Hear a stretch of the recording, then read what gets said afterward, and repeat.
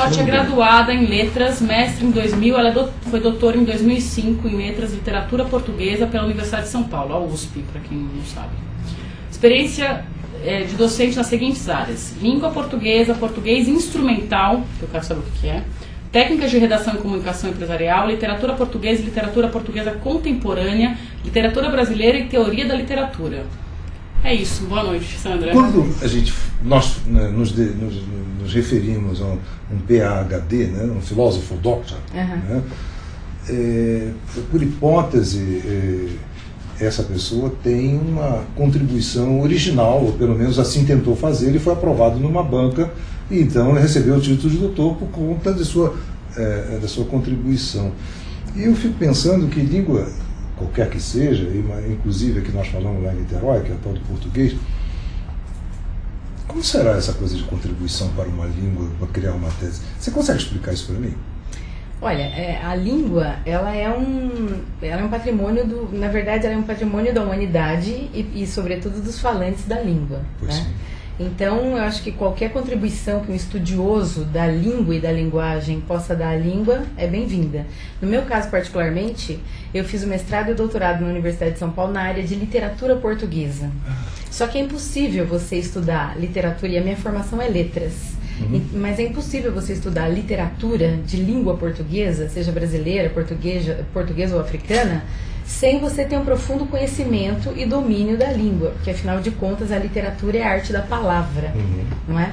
Então eu acho que qualquer contribuição da área da língua, da área da linguagem, da área da linguística, da área da literatura mesmo, é bem-vinda, sobretudo nos tempos em que nós estamos vivendo, não é? Porque nesses tempos em que as pessoas estão tão... a todo momento eu vejo na mídia a notícia de que as pessoas estão comprando cada vez mais livros e lendo cada vez mais. É verdade. Só que, infelizmente, não necessariamente obras literárias. Estão comprando muita coisa assim de autoajuda, estão comprando muita coisa assim... Também se publica muita bobagem, né? Isso, exatamente, Mas no que diz respeito a obras literárias, não só da nossa literatura, ou de literatura de língua portuguesa, mas das literaturas universais, eu não vejo, sinceramente. Dou aula em cursos universitários há 15 anos, atualmente dou aula na FECAP há 9 anos e meio já, e eu vivo conversando com os meus alunos sobre isso, sempre que eles voltam de férias principalmente, e quando eu pergunto o que vocês leram nas férias, de uma turma, por exemplo, de 50, somente 2 levantam a mão e dizem que leram alguma coisa de literatura. George Orwell, por exemplo, ou de qualquer outro autor da literatura de língua portuguesa ou não. Eu fui apresentado a uma questão, ou pelo menos a um contexto muito interessante. Me apontou alguém dizendo o seguinte: João, nunca as pessoas leram tanto e escreveram tanto. E eu tive um susto, assim, né? Porque a diferença entre a quantidade de leitura no Brasil do ponto de vista formal de livros e dos franceses é abissal. É isso? Enorme. E dos argentinos também. Argentinos. Nós vamos levar mais de 40 anos para empatar com eles do ponto de vista literário, do ponto de vista da leitura formal, do livro, do que foi publicado naquela técnica do Gutenberg. E até do ponto de vista de número de livrarias, né? Pois sim. Porque quando você vai, por exemplo, para Buenos Aires, a quantidade de livrarias é enorme. É verdade. E aqui no Brasil, embora nós tenhamos excelentes livrarias e até mega stores, mas nós não encontramos tantas assim. Mas eu tenho que concordar com a observação que me fizeram, Sandra. Sabe qual foi? E que é verdade que os jovens nunca leram tanto, nem escreveram tanto. Só que ali, né?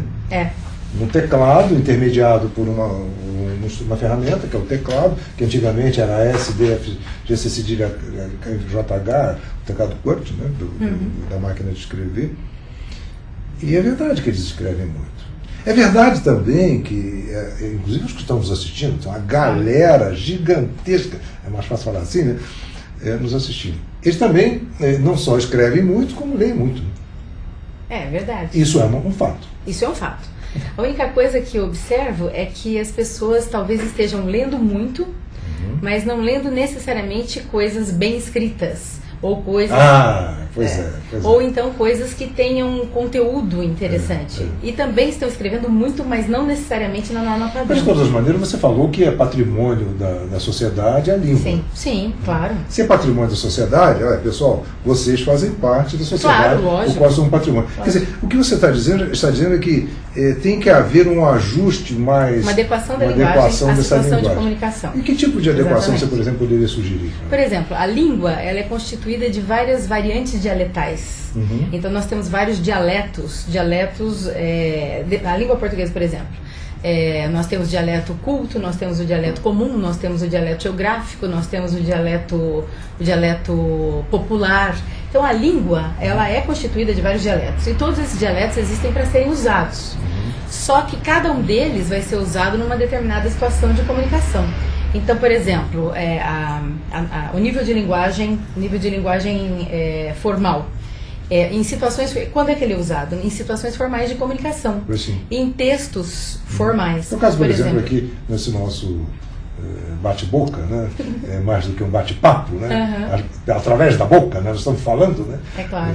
Então, por exemplo, o professor Evanildo Bechara, que é um dos maiores gramáticos que nós temos na atualidade aqui no Brasil, ele diz uma coisa muito apropriada. Ele diz que o papel do professor de língua materna é transformar os seus alunos em poliglotas da própria língua.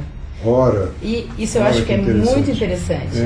Sem dúvida, importante. Sem dúvida. Quer dizer, claro que aquela variante dialetal que o aluno traz para a escola, é claro que ela é importante. Quer dizer, a língua como um estofo fundamental e suas diversas manifestações, né? Exatamente. No formalismo profissional, no coloquial, na propedêutica, ensinando, né?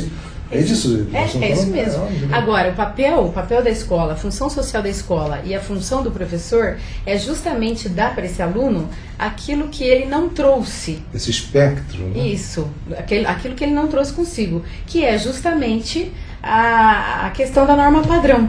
Por exemplo, a língua, eu não sei se você sabe, mas a língua, ela só tem uma coisa que é lei, que é a questão ortográfica.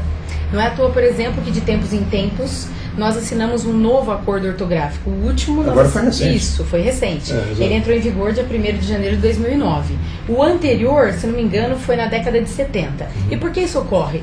Porque é necessário que ocorra. A língua é uma coisa viva. Mas como fazer essa gente que não está...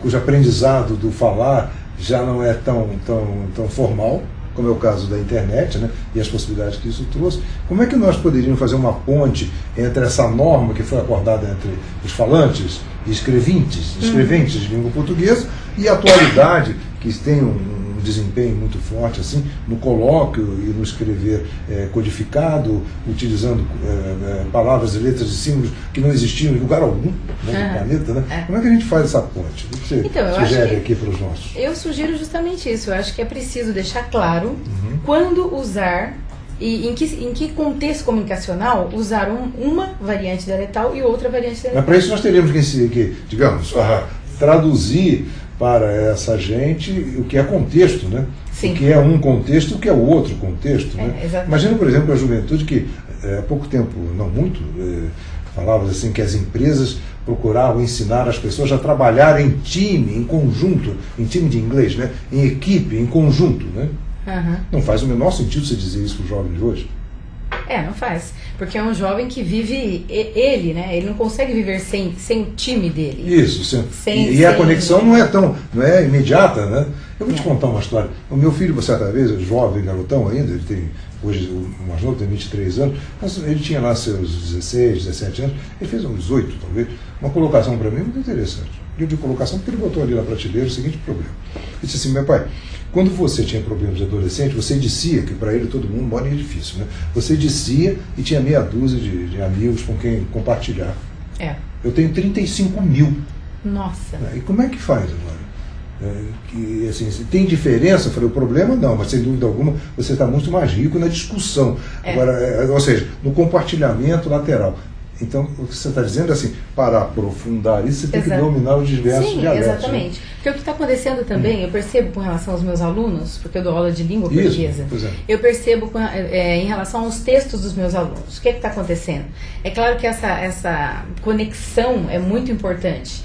E nós não podemos desconsiderar isso daí. Mas o que acontece é que, por exemplo, em função dos hiperlinks, o que é que está acontecendo com os textos dos meus alunos? Sim. Eles perderam a noção da estrutura do texto, sobretudo da estrutura de determinados gêneros textuais, como o texto dissertativo. Porque todo texto tem que ter começo, meio e fim. Exórdio, corpo e peroração. Exatamente. Começa, tem um miolo e termina, né? Exatamente. É assim.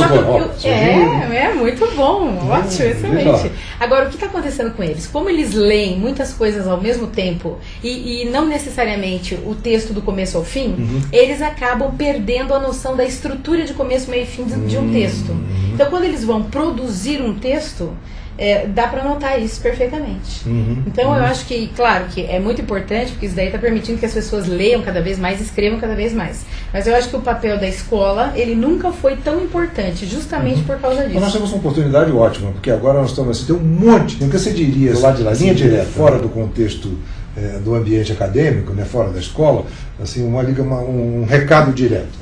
Olha, o meu recado é o seguinte, que para a vida, por exemplo, nesse meu livro aqui, nas primeiras páginas, nesse daqui, nas primeiras páginas eu digo que língua é status, é política, é poder e é identidade.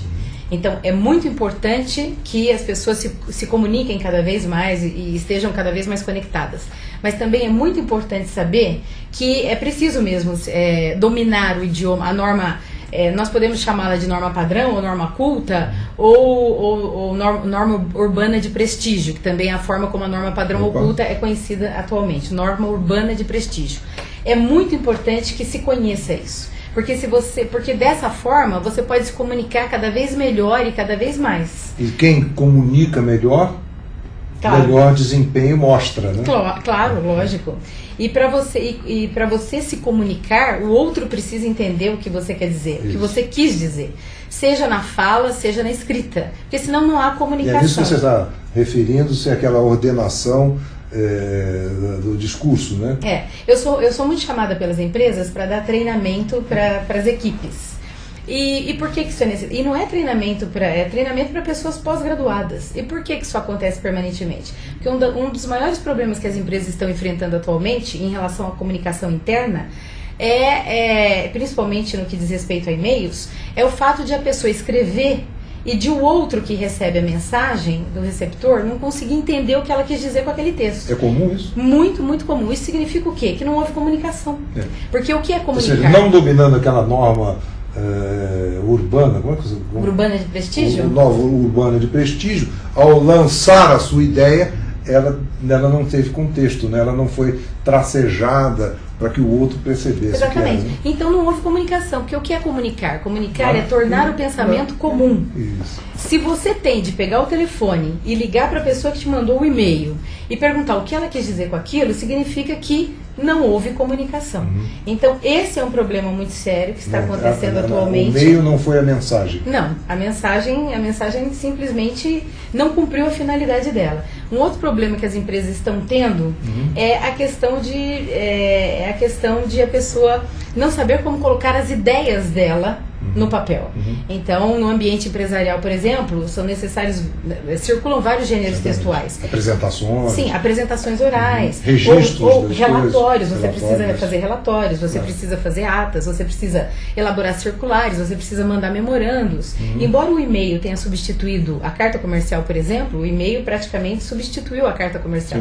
Assim como substituiu vários outros gêneros de textos empresariais. Mas não substituiu tudo, absolutamente tudo. Ou mesmo aquilo que foi substituído pelo e-mail, o e-mail acaba exigindo que você se utilize do mesmo nível de linguagem que você se utilizava numa carta comercial, ou numa circular, ou num memorando. Então, isso daí o que é? Por que as pessoas têm tanta dificuldade? Os meus alunos vivem dizendo isso, professora. Eu sei o que eu quero dizer, mas na hora de colocar eu não consigo me expressar. E por que não consegue se expressar? Justamente por causa disso. Ou seja, ele não completou o aprendizado da língua, né? Exato. Não tem o domínio da língua. Isso sem contar na falta de repertório. Que a falta de repertório... A falta de ler. Está relacionada à falta de leitura.